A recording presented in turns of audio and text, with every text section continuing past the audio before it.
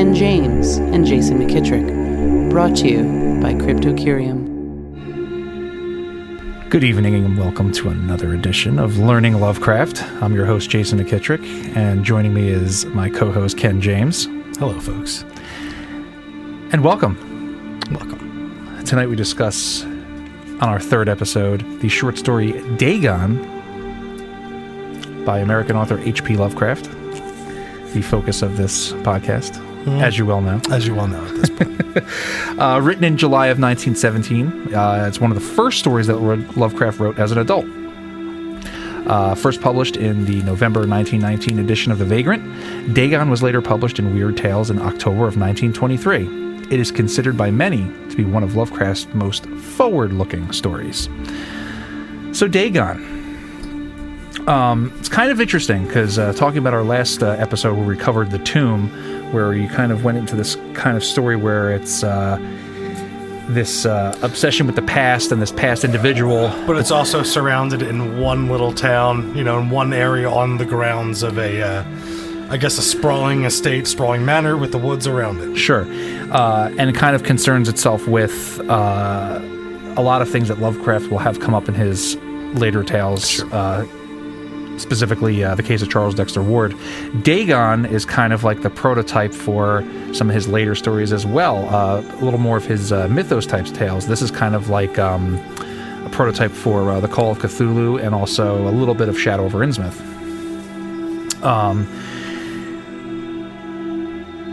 Now, even though you haven't read this story fully, maybe sitting down to read before, we have a history with the story. We do have a history with this story. For those of you guys who don't know, we have another podcast, Other Dangers, and we've had the great Greg Oliver Bodine, actor of stage and screen. And he narrated a story. I did the soundscape for it and kind of try to make it come alive, but his words were enough. He killed it. It was episode 33 of Other Dangers podcast, if you want to go back and hear a telling of it. But one other thing that he did for us, I just want to bring that up because it's the holiday season. Episode 14 of the podcast, he did another narration, which is The Festival by H.P. Lovecraft. And these were my kind of first, because I did, I spent hours working on them. And I read this story, like I said, I read this story last night, and it was hard for me reading Dagon and not hearing Greg Oliver Bodine's voice in my head while I was reading them. And I'm sure when I get to the festival, it'll be the same, but he knocks it out of the park. And if you'd like to head over to there and those 14 and 33, those are two H.P. Lovecraft stories that are awesome. And it'll sweeten these these releases a little bit more because this will be dropping during the holiday season, and if you want to listen to the festival during the holiday season, I recommend it. Yeah, I've been told by a couple people that are like, the first time it dropped, and I think it was 2 years ago now? Something like that, yeah. It was like, I listened to it 7 times that year, and he goes, now it's a tradition of mine. And I was like, wow. That's awesome. That's awesome. It's a tradition of mine. I mean, we'll go into this when we cover that story, but I read The Festival every Christmas Eve. And I also got to read it in the actual burying ground in Marblehead, Massachusetts, in December 3 years ago. This is the man I'm sitting across from right now, and I'm as I learned this, I'm in good hands. I see it that way. So Dagon, God, I love this story. It's at the time modern. It took place. It's taking place during World War I, which when he wrote this was the U.S. had just entered the war, and it kind of deals with that. That unknown threat that can come out of this, that can come out of just anywhere, and annihilate us just whenever. Yeah, whenever it sees fit. Yeah, it's and I think it also deals with the idea that knowledge itself can cause insanity, right? So it's just the knowledge. Yeah. Now we'll break down the story itself, but even right in the beginning, he says, "I'm writing this under an appreciable mental strain, since by tonight I shall be no more." Penniless and at the end of my supply of the drug which alone makes life endurable, I can bear the torture no longer and shall cast myself from this garret window into the squalid street below. So right off the bat, it's, You lose right off the bat. I mean, it's already, look, it's over, it's done, but I have to share this with somebody else, because whether the sharing of this knowledge helps him in some way, or, maybe in writing this down, maybe he'll be like, maybe I'm not so crazy. Right. So that isn't the case. Yeah, but. right. And when I took that, when I first, I remember not just reading it, but also when I was working on the narration, the hopelessness of the opening is like, what am I in for? Yeah. And it sets you up for that whole, am I, like, you're like, do I even need to read this, or think? But then you're like, oh yeah, I do. Well, it's a different experience, because what you were saying in the beginning, it's a different, you hear it, and that's cool, and doing a soundscape, but it's different when you sit there and you have to internalize the whole thing and read it, and like your theater of the mind takes over, and you are the instrument that the story plays out through. But with editing it with his words and then reading it last night, my mind, actually, you're right, absolutely, it went to different places, and I started visualizing things differently because I'm reading it. It's going through this engine over here, this whole computer, and it turned up some good results. Yeah. So the plot. It's the testament of this tortured, morphine-addicted man who relates an incident that occurred during his service as an officer during World War I. In the account, his cargo ship is captured by a German sea raider in, quote, one of the most open and least frequented parts of the broad Pacific. He loves those lonely stretches of sea. He does.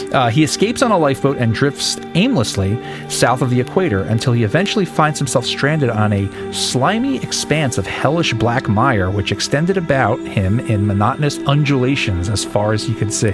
Now, I loved his description, if I may.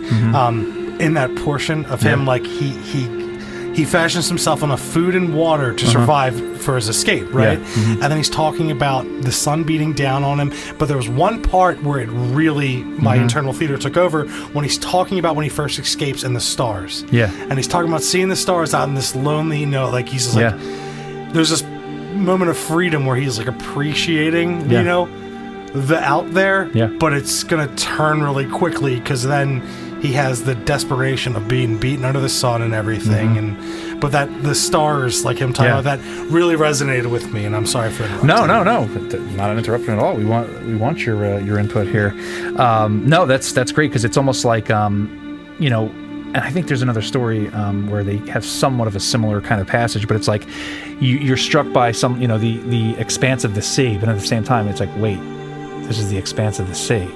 It's just me out here. Yeah. And it's like, it's beautiful, but at the same time, it's terribly beautiful. Right. I think would be a way to say it. So like at that point too, like you could, he was obviously, his ship was taken over. So he's a man of the sea at this point. He's a military man of the sea.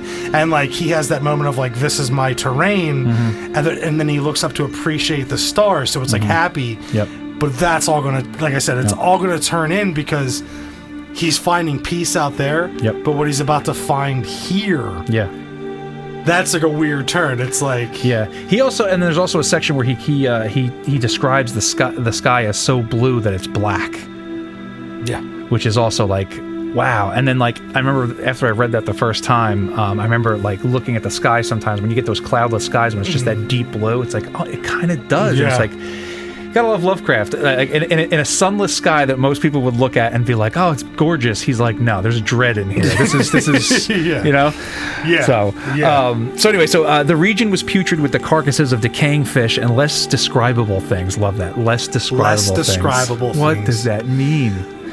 You tell me. No, that's I'm just posing the question. I know. Which he saw protruding from the nasty mud of the unending plain. So he theorizes that this area was formerly a portion of the ocean floor thrown to the surface by volcanic activity. Right. So that, so that there, it's like, is this his theory, or is that what it is? Or did he just drift somewhere where this exists? It's whatever you think. I know, but like, both are true. I know. Both are true. Right. Let me bring it back down. Because, when I was sitting there, I was like, because the description of it's like, it broke off from volcanic stuff, and the heat and its buoyancy of the mass of it rose. Or there could have just been like an amazing, cataclysmic event underneath that all this magma came up, so anything that was on the bottom floor just pushed it all the way up. It's not floating, maybe, it's pushed to the top. And then he also says, exposing regions for which for innumerable millions of years had lain hidden under unfathomable watery depths. Well, unfathomable. Yeah. Right? Yeah. It's like you can't grasp it. It's that, once again, Lovecraft, and we'll see this with this story, this kind of like starts this off. Deep time is something that we're going to encounter quite a bit. I think that too there was kind of also to counteract his happiness to see space and stars. Yeah. And now it's like, but on our own planet, it's unfathomable, the depths. Yeah. So like it's, once again, that like he's finding peace in the unknown out there in the stars, but now it's terrifying that he's here and it's there. Sure. You know, I don't know how better to articulate that. No, I get you. But then also you could think of also that like he was contemplating the stars, but then this landmass comes up and it's like, well, this is on our planet and this is unfathomable. So out there, what is that by comparison? If this is unfathomable, what is that out there? Yeah. Yeah, well, and he hadn't gone back to that. Yeah, he hadn't gone back to that because you know, once he gets to this place, it's like it's all terror. Yeah, like once he gets to the surviving, right, of being on this vessel that he managed to break away from his captors, and he even said they were treating us good, as they would. They were kind of lax. They said, you know, they were able to escape. Yeah, exactly. And it's like he finally has this moment of peace, and then it's just human horror at that point where he's like, oh man, I'm burning under the sun. I hope someone comes saves me. And then he lands to what should be safety. Right. Exactly. So after waiting the 3 days for the seafloor to dry out, when he comes to it, so he can walk on it, he ventures out on foot to find the sea, and possible rescue. After 2 days of walking, he reaches his goal, a hill which turns out to be a mound on the edge of this, quote, immeasurable pit or canyon. Right, so he makes this this illusion, isn't something like with hell, where it's like the depths where Lucifer is or Satan is, that it's like just this big, like almost like cauldron that just goes down, right? Descending the slope, he sees a gigantic white stone object that he soon perceives to be a, quote, well-shaped monolith whose massive bulk had known workmanship and perhaps the worship of living and thinking creatures. And that's so. All right. So once again, hearing it from when Greg was reading it, and then me reading it again, I'm going back and I'm like, this is the stuff that I'm fascinated. I've always been fascinated with is like these ancient writings of things that you look at any kind of hieroglyph that doesn't understand. Yeah. But us as people, we're always like, you know, we have these scholars and people that are like, okay, this. At least a human made it. Exactly, right? And they attach it to, they go, okay, this is human made, this is that. And at first he's like, you know, this is, you know, this must have been some ancient culture that is, you know, just some made up god. Some made up god of theirs, how we have ours. But, and he's like, they're of hieroglyphics that I can't explain, right? And I'm sure in World War I, it's those times there wasn't that much of an understanding. But it's still, he's just like, then I see the creatures that are. Yeah, I'm sorry. No, absolutely. You're right on. It became so unsettling. Like I can deal with the having to wait 3 days. He still has food. He still has water. Yeah. Right. Then he's like, oh, I can finally traverse on this terrain because it's dry now. So that leads credence to it was down there so long, and the sun did its work. Right. But then when he starts to see this monolith after, what did he call it? The hill. What did he? I forget the name that he called it. That was in like a hummock. Hummock. Yes. Yeah. When he first sees the hummock, I'm like, fucking hummock. But then when he starts telling it, context clues. I'm like, okay, it's like a hill, and he gets around there, and then when he sees the monolith, that's when the dread for me. Yeah. Reading it, I was like, oh, this ain't gonna be good, dog. You know, like I was like, exactly. So the monolith, situated next to a channel of water in the bottom of the chasm, is covered in unfamiliar hieroglyphs, quote, consisting for the most part of conventionalized aquatic symbols such as fishes, eels, octopuses, crustaceans, mollusks, whales, and the like. There are also crude sculptures depicting, quote, men, at least a certain sort of men, though the creatures were shown disporting like fishes in the waters of some marine grotto, or paying homage at some monolithic shrine which appeared to be under the waves as well. They were damnably human in general outline, despite webbed hands and feet, shockingly wide and flabby lips, glassy, bulging eyes, and other features less pleasant to recall. Curiously enough, they seem to have been chiseled badly out of proportion with their scenic background, for one of the creatures was shown in the act of killing a whale, represented as but little larger than himself. Oh yeah, it was a mistake, I'm sure. Right, yeah, but right there, once again, that description, that's like, you see a water creature in a movie or horror movie. Yeah. That's the image, right? Yeah. So like, at that point, you're like, that's good. So Jay just while I was describing this, Jay just brought me over his version of the Idol of Dagon. Gang, get over to Kieran. No plugs. I know, it's me. It's not them. It's me. Yeah. I'm the guest here. I'm the one learning, and I can say what I want. But so that part of the story, I'm gonna keep this right here by Yoda. That part of the story. So when it gets to that, right? So that's where it starts unsettling me. Okay. Yeah. So I love where it's like, oh, there's he gives you that buildup of there's fish, crustaceans, whales, other things that are carved in this, and then oh wait, there's this kind of man. It looks like a man. It's kind of their creature, and they go, oh. Then they had to do the one killing a whale. So it's like all the things they're of proportion, but not they're bigger because it has to be on this monolith, right? And then it gets to the point where, and these are us, and this is one of us killing a whale. And it's like, oh, that must be crazy of proportion to see this thing, but that description is like the description for if like a horror writer or a movie, the lips, the whole thing is sea creature. You go to Nightmare Before Christmas, you make wolves crawl, Jack. Like that kind of description. Like that's it. Like that's a gill man. Well, this is kind of forward. Like we said, this is kind of precursor to these are the descriptions, and they will go further when we come to the later stories. But this is the description of a deep one, one of Lovecraft's fictional races. This is a deep one, and later on in Shadow over Innsmouth, we'll get more description on this. But apparently, according to the mythos lore, they're immortal, and the longer they live, the bigger they get. So they start out man size, and they just get bigger and bigger and bigger. Okay, so this monolith, and I'm not, we're obviously skipping ahead here. But so that even makes more sense. Yeah. So he had this in the works. He had this in the works. It's hard to say because this was so much sooner than the writing of that story, because Shadow over Innsmouth was one of his later stories. We'll get to it, but he definitely had these ideas in his head for sure. And it can make sense either way. Just me when I was just describing the monolith of all the kind of fishes and the sea life were in kind of the same size, and the person, and then they had the whale. They also had the depiction of one of these men killing a whale. Yeah. So he didn't say it was odd, the size, until it got to the killing of the whale. Right. So everything was just in proportion of this is what they look like. Yeah, no, I gotcha. This is what they are. Yeah. And that's when I was like, oof, this is... Yeah. Eesh, yeah. This is...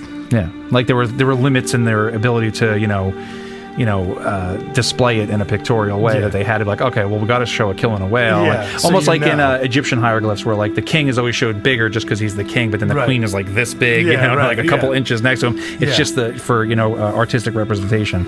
Yeah, but I guess they were wrong. Yeah. So as he's studying this thing, something wacky happens. With only a slight churning to mark its rise to the surface, the thing slid into view above the dark waters. Vast, Polyphemus-like, and loathsome, it darted like a stupendous monster of nightmares to the monolith, about which it flung its gigantic, scaly arms, the while it bowed its hideous head and gave vent to certain measured sounds. It's praying at the stone.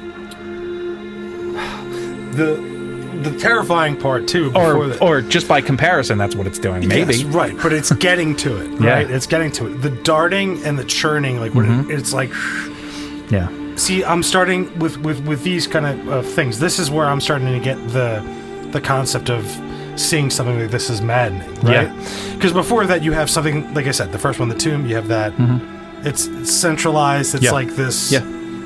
It's a kind of almost a ghost story in a way. It's like this, but this is a beast of renown. It's something that he's stumbled upon something that he can't fathom, and it comes out in the way it darts and moves, and then it latches on to the monolith. Yeah, but then you say beast, but I think maybe not, because if it's coming out and it's bowing its head and giving certain measured sounds, it has a culture. It's like a prayer. It's like it has a culture. It has so I think what you're saying is like what the horror is, aside from just seeing this thing, is that we're not the only one with a culture. Right. It has a tradition. It has like a ritual of sort. And what was it thinking? Like, is it like, okay, so this was thrown to the surface, and this is clearly it's a religious object. It was looking for it, and it found it. Yeah. Here it is. Yeah, I hug it, and I go, oh, thank you. Thank you. Maybe. Thank you, whatever I found you. Thank Cthulhu. Yeah. Right.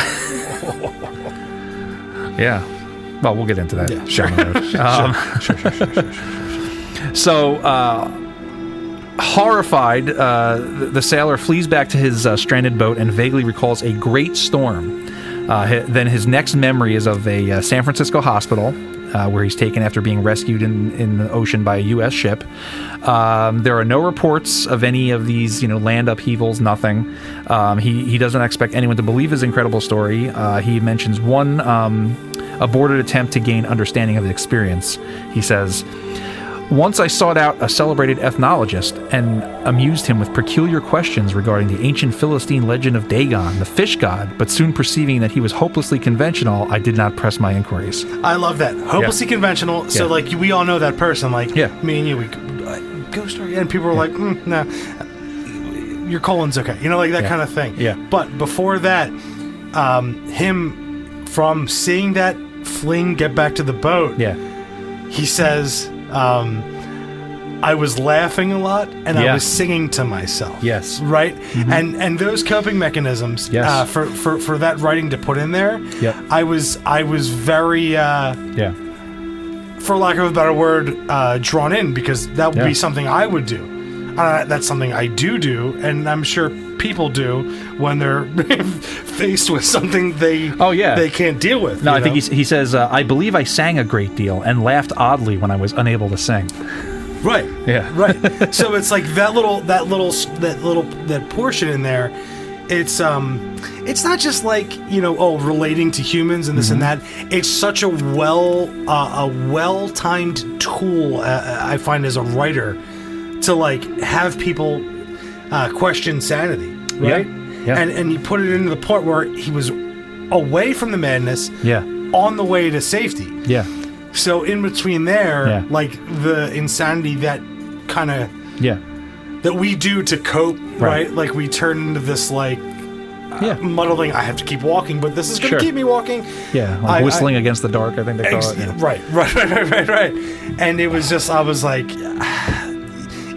this is what would probably happen. Oh yeah, no, and I also like the idea here in that passage where he searches out this ethnologist, and he probably came to him in a way of almost like, so there's these stories of Dagon, the Philistine god. Is there any like maybe fact or any like any eyewitness account? I'm sure he was like that. Yeah. Like I was like, no. Yeah. Or the doctor was just like, I don't know what you're talking about.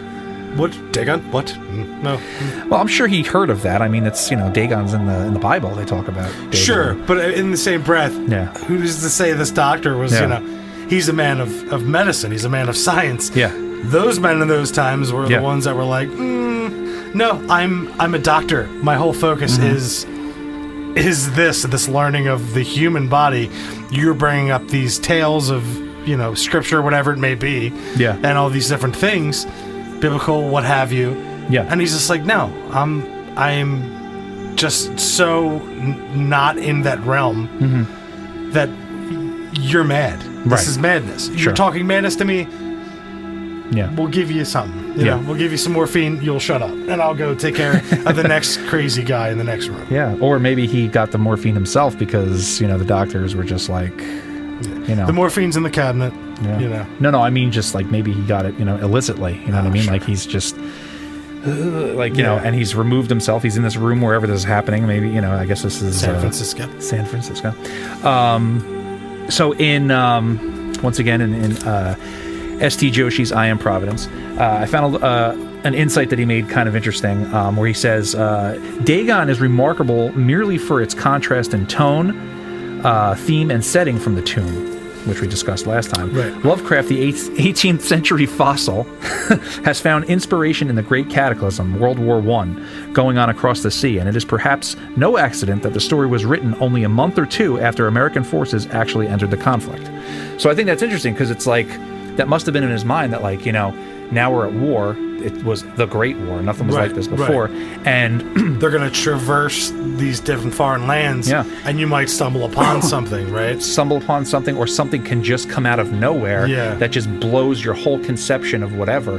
And, it was this, like this, we said in the intro, it's certainly a forward-thinking story, because it's like, because people came back from that war completely just because it was nothing that anyone ever seen. Shell-shocked. Yeah, that's shell-shocked. That's where it came from. Yeah. So, people saw unutterable horrors there, but like, it's kind of crazy that Lovecraft was able to kind of like see that, like, there's going to be some stuff here that we're just not going to. And he didn't serve, right? He, no, exactly. So, like, at that point, he had. It's so cool that, like, he had.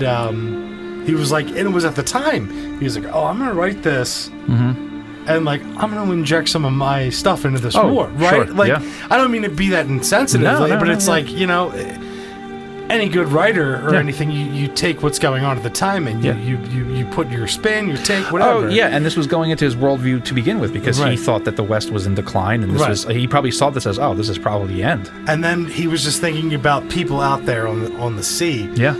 What are they going to find? They're going places that, like, with more technology than they've ever had, right? World War I. They have people that are so good at, like, traversing the sea, but there's unexplored terrain. They may stumble upon something, and he let his head just. Man. Yeah. Oh no, absolutely. And of course, we have this will become another Lovecraftian trope. He's haunted by the visions of the creature, quote, especially when the moon is gibbous and waning. Love it. He describes his fears for the future of humanity, and this is the quote, man. I cannot think of the deep sea without shuddering at the nameless things that may at this very moment be crawling and floundering on its slimy bed, worshipping their ancient stone idols and carving their own detestable likenesses on submarine obelisks of water-soaked granite.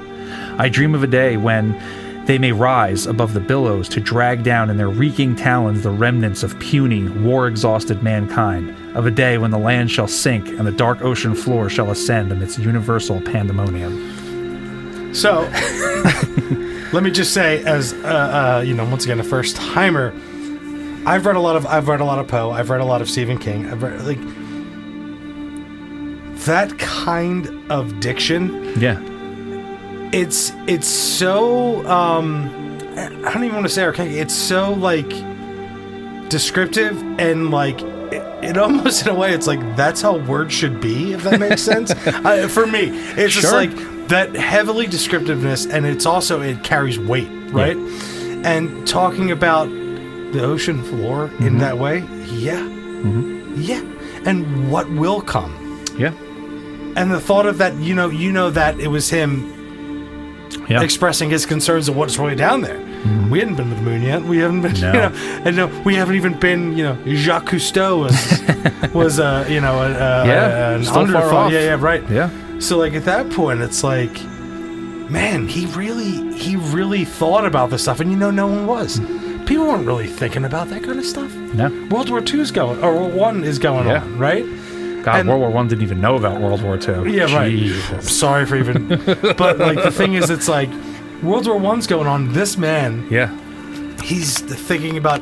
He's fathoming the depths, the fathoms of what's down there, and God bless him, because I'll tell you what, if I was... It'd put me back then, and I'm, like, thinking about that stuff. It'd be me talking about space, or thinking about space. And it's... How articulate a person, just like that whole paragraph there.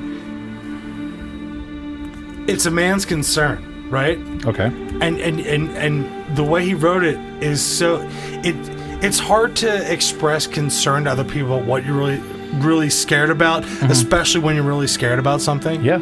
Like if I'm telling you about something that's going on, I'm like, no, look, there's this thing. Oh yeah, you just become a gibbering madman. Right. But him to put it that way, and especially because it's fiction and stuff, but that was thought. Oh yeah. That was like an actual fear because. Yeah. Well, a quote that more succinctly puts it is another quote from Lovecraft where he says, and this is at the center of all of his stuff, is the oldest and strongest emotion of mankind is fear, and the oldest and strongest kind of fear is fear of the unknown. It's this. Yeah. So, and that's the thing, right? So if we put ourselves back there when we're reading that, so much is unknown. Modern everything, they go, we know everything. That's what we live with now, right? Oh yeah, We know everything. You're an idiot if you question it. Sure. And fuck you. We don't. I'm sorry. Once again, I dropped my second F-bomb here. But we don't. And it's refreshing to get into a story where someone's like not going the science of the day says and this and that. Because once again, it's I'm not looking for a book or a fiction story that gives me too much of what the modern science is. Yeah. No, I love the fiction and the horror of the unknown. Yeah. And this is the gambit. Like this is like the horror unknown of this creature and this guy. Yeah, he's crazy somewhere, but he went crazy because he landed on this. Yeah, the knowledge drove him crazy. Yeah, it was so far outside of his conception. And everyone's like, God, we got to go deal with with your boy, you know, the soldier in the room. You know, like it's good. It's really good. And just the concept of being adrift, right? Yeah. And landing upon this thing that shook loose. Maybe he said from some volcanic activity, but it could have been the war. Something torpedoes. Something could have. Yeah, it could all be metaphorical too. Aren't we all adrift? What if we land upon this thing that seems like a good thing, and then we get there, and then there's more horror than we thought was even possible? Okay, well that's no good. And then you got to turn another way and do something else. Then you got to escape that. Horror's unending, and we're on story 2. Exactly. But before you continue, I just want to say it's like it's not like wrapping my mind around the concept. It's more of like someone putting it in a perspective that is not just interesting, but almost unending in your own conclusions. Yeah. And I'm sure I'm going to get a lot of that. But on this one, and the creature itself, right? Let's say this is just a creature feature. Right? Okay, yeah. Let's say this is just like we're focused on Dagon, or the Gill Man, or whatever you want to call him. Deep One. Deep One. Isn't that like one of the most terrifying things you could ever equate to? Absolutely. Like something that's found it's like this creature that found its monolith, and you were present. Yeah, you're present when it found the thing it worships, and it's huge, it's fast, and it's loud and it's scary. Yeah, and it comes up, and no hero in this story. I'm out, dog. Yeah, I'm running back to my boat, and I'm going back to the sea where I almost died. Yeah, I'd rather do that. Yep, and it belongs to some culture that's completely unknown. It's completely inhuman. You don't know what it is, and because it just does not fit into your conception that you had up until this point, this thing exists. And not only does it exist, it's probably one of many. This could be a juvenile. Yeah. Oh my God. Yeah. And that's why it's hugging onto it so much. Yeah. Because it's away from its parents, because the land lifted. Yeah. This could just be, one of the small star spawn of Cthulhu that's waiting for its lord and master to awaken when the stars are right. That's later. Anyway, you gotta love. I love the last line, because it kind of like, it's that pulpy kind of like little like theatrical last line where he goes, "The end is near. I hear a noise at the door, as of some immense slippery body lumbering against it. It shall not find me. God, that hand, the window. And what a way to end it, because it's like here you are. He has these somewhat conclusions, like we're talking about, but you have to end this because this was in a pulp magazine, right? You know, so where do we go from here? And I actually like this a lot because even this gives you more questions. So, was the monster there, or was he hearing it? Right. So it's like it's fit itself into this hallway, and that's why you hear the slippery lumbering against the door, and it's coming to get him. Yeah. But I love the window, because it's like, what do I do? He's like, the window. Yeah. And it's like, oh, I forgot my plan. Yeah. You know, like my plan was, I already said I'm going to do this, so it's here, and the window. Like, that was my plan. Like it being there drove him back into this kind of like, it was almost like pulling him back in there, and he had to remind himself what his mission was. Yeah, and I think just because this is his suicide note essentially. Yeah. So he's writing this, and I think he gets to the point where he's like, he wrote it all out. He's back there because, you know, when you have or someone who has these kind of issues, you're there essentially. It's so ingrained in there, and it's so awful for you that like you just relived it. You're literally there. Yeah. And so, in my conclusion of it, it's that he's so in the story that he hears it coming after him. Yeah. He's like, oh yeah, that's right, I'm killing myself. And he's so living it that he actually thinks that it's there against the door. Right. Because then I think of that passage before where he talks about all these things that are less describable flopping around on the floor, like. Well, what you're saying right there is perfect, because it gets to the point where, because he's describing his account, right? Yeah. And then he gets to the point where, like, even now I hear it. Yeah. You know, and he's like, yeah. You know, like that whole like, it's there, and then it was just it's like he was reliving it so much that he even brought it to where he was now. Yes. He brought it back. He brought the memory and the story so far back into his memory and to his present that it was there. Yeah. So his madness, he had to snap himself out of the madness that he experienced back into the madness of I have to kill myself. Yeah. So he had to snap from one madness to the other to end all of it. Yes, and his only exit is oblivion. Yeah. Yeah. It's a brutal take on a creature feature. That's all. Just where I'm going. No, I like that because I like your conclusion on that because, because I think a lot of before this, because, you know, once again, 1917 he was writing this, and this is still, let's be honest, folks, if you're listening to this is light years ahead of most other stuff that involves a fish creature. Right. Yeah, maybe, you know, fish, Creature of the Black Lagoon, which came out, what was it, the 40s? They kind of get into some stuff, but like nobody's freaking out, like, what the fuck is that? Yeah, nobody does what, nobody, like, maybe the girl screams, because you have to have the girl screaming, but no one's like, they go, what? They throw the hand over the forehead. And there's a body. Yeah. But nobody has that moment where, like, what is this thing? Yeah. Nobody, like, and I, you know, that's the conception that I always really enjoy with these stories where, like... Was this a popular story of the time, or Right, there you go. So no. No, only after the fact. Right, exactly. So at this point, he's doing all this work for people that are interested in it to kind of like go back and go, and there were even, that's good. Yeah. Well, there were contemporaries that thought the story was kind of ridiculous, but then he, you know, it's just the way that it was. You know, people give things a hard time. Sure, but I'm going to say for my personal enjoyment of mystery and horror and stuff. Okay, you got a big monster, right? Scary. Yeah. Origin unknown, monolith, hieroglyphics. Yeah. A history of something that is of unknown origin. Yeah.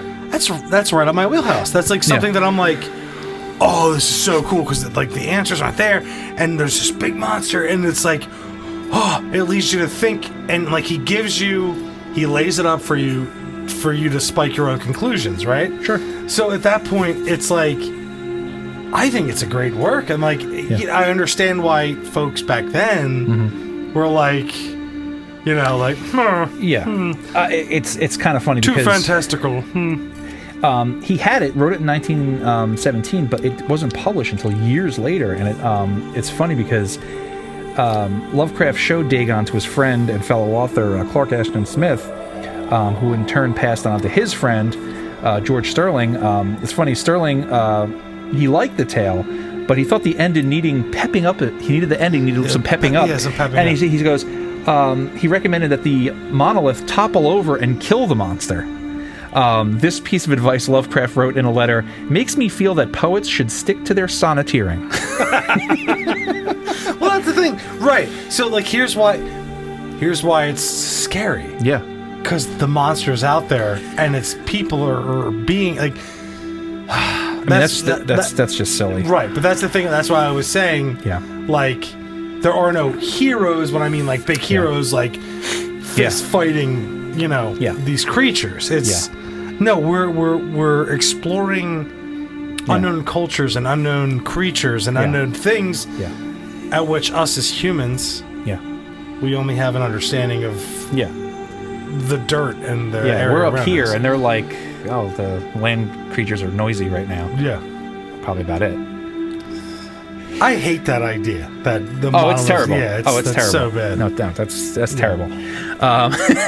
Also, Lovecraft was he did not anyone like because he would submit to these magazines, and they would offer him like oh, you got to take this out, you got to cut this down, you got and he would just be like no. Yeah. And or apparently he would do the trick of, okay, I did the edits he asked for, and just not even touch it, and they're like, yeah, great, put it it's famous how they just do like hack jobs on his pieces. Apparently the same thing happened with that, The Mountains of Madness, but we'll get to that. I certainly like your conclusion on the this being like a creature feature, and it is kind of like that a bit, but like the madness is the real problem. Because that's the end. That's the end. Yeah, not only are these things here, but it's the beginning and the end. Sure. Right. Not only are these things here on the earth with us, but we have no conception of them. They're clearly here and established and probably way longer than us, and there's nothing we can do about it but go insane. Yeah. And they obviously don't give a shit about what we're doing there, because you're standing there, you're watching it. It obviously sees you. Yeah. It found this monolith. I'm here. I'm home. Mm-hmm. Run along. Yeah. Go back to your boat. Get out of here. Yeah. If it even thinks about it that much. Yeah. It's like I eat whale. I don't. What are you? You're a toothpick. Yeah, exactly. Oof. It's a great story. It's definitely a great story, and I'm glad that I had the introduction with Craig Oliver Bodine to get in there. But reading it myself, I was able to travel there. Excellent. Excellent. Yeah, so this story, Dagon, is considered the first of, and this is only after the fact, and we'll get into this, but this is the first tale in the Cthulhu mythos. Lovecraft never set out and said, I'm going to make the Cthulhu mythos. It's kind of like after the fact, right, later on down the thing.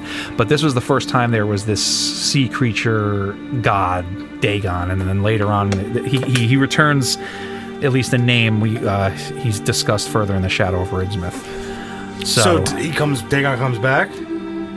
Well, you don't see him. No, I'm saying the character. The character. Oh, yeah. The concept. Yeah. That's cool to know. I'm glad. Oh, yeah. Okay, cool. Yep. So it's interesting because further reading here, the creature that appears in the story is often identified with the deity Dagon, but the creature is not identified by the name in the story, Dagon, and seems to be depicted as a typical member of his species, a worshiper rather than an object of worship. He's worshiping at the monolith. It's unlikely that Lovecraft identified Dagon to be the name used by the deity's non-human worshippers. When Lovecraft wanted to convey something like the indigenous name of one of the old ones, he coined some unpronounceable jumble. So I think they're just using this he was using it at the time as like... This was a follower of Dagon. Well, yes, but the name Dagon is almost just like, this is kind of like a conception. Is it like the guy is like thinking about it. Is this Dagon? Like, what is this thing? I've looked through all these books. I'm trying to figure my stuff out. The only thing I could come up with is I saw in the book there's this fish god called Dagon. Is that who this is? So that's kind of like what they're saying. Like, he probably thought of at this point. Like, right. So, but maybe the species is Dagon, or they are offspring of Dagon? Probably that and that's... for right now, they're saying that, but later on, yes, later on you'll see that... Because in the Shadow of Ridsmith, you have Father Dagon and Mother Hydra, and they are both star spawn of Cthulhu. Yeah, it's fun, man. Second story, man. This is my second. Oh yeah, well it's funny. You're in the second story, and like you have these two stories, the Tomb and Dagon, and they kind of inform a lot of his other stories. Yeah, I'm already spinning out. I'm throwing, I'm shooting webs out all over the place. There it is. It's pointing out some of sometimes that this has appeared in some popular culture things that folks may be familiar with. There's the Stuart Gordon film Dagon, which is actually just an adaptation of The Shadow of Innsmouth. It's it's not good. It's not my favorite. It came out in 2001. It's you might have, you know what? Down the road we'll have to do like a viewing. Yeah, sure. And we'll have to talk about it because there's a lot of folks that like it, but it's Stuart Gordon, and you either like his stuff or you don't. And yep. So Dagon also appears in a bunch of other pop culture areas. I mean, there's video games. There's Dungeons and Dragons even has a Dagon, but it's hard to tell which is which because you have like the historical Dagon and things like that. But most recently, which I thought was kind of interesting, and if folks are listening to this have not seen it or know about it, there was a game called Dagon that was released in September of 2021 called Dagon, and it's a telling of the story, but it's like one of those walking simulators basically. Sure. And you do the story, and like they read the original text, and then you get to see all the nasty stuff that he describes. Sure, it's like an indie game, right? Yeah. It's like you can either it's free on Steam, I believe, but if you want to just watch it, you can literally just watch it on YouTube. Yeah. It's by BitGolem was the developer, and it's pretty great. I mean, is it really? Yeah. It's I'm gonna have to sync that up with Greg Oliver Badine's reading. No, it's pretty great. I mean, it's an indie game, so there's a couple things here and there that could have used some polish, and I think a lot of the things are from where it's called open source. Is that what it is? Where they can take There's definitely some open source things in there, and it's really cool for an indie thing that really just had a Steam release. It wasn't really like a thing, but if you're interested, you should check that out because that's one of the finer things that have been put out lately. But yeah, so story number 2 in the bag, sir. Yeah, I mean, like what I was saying too, like it's just this is like it was such a drastic change from the first two I read, and like you were saying, these are kind of both the they send you on the path of what I will be reading and learning, and from possible reincarnation to a giant creature and an entire culture of giant underwater gods, basically. Yeah, I'm in. I'm in. And the writing on this one, I feel, is definitely scarier than the Tomb. The Tomb almost like he had that moment of levity, but this one, there's no levity. It's escape. The one moment of levity is just like, I'm free for now. I see the stars. Right. And then it just is horror and conclusion. Yeah. Self-conclusion. Yeah. And I'm here for it. All right. Well then, I guess that concludes this episode of Learning Lovecraft. I've been Jason McKittrick. And I've been Ken James. And we'll see you on the other side of sleep.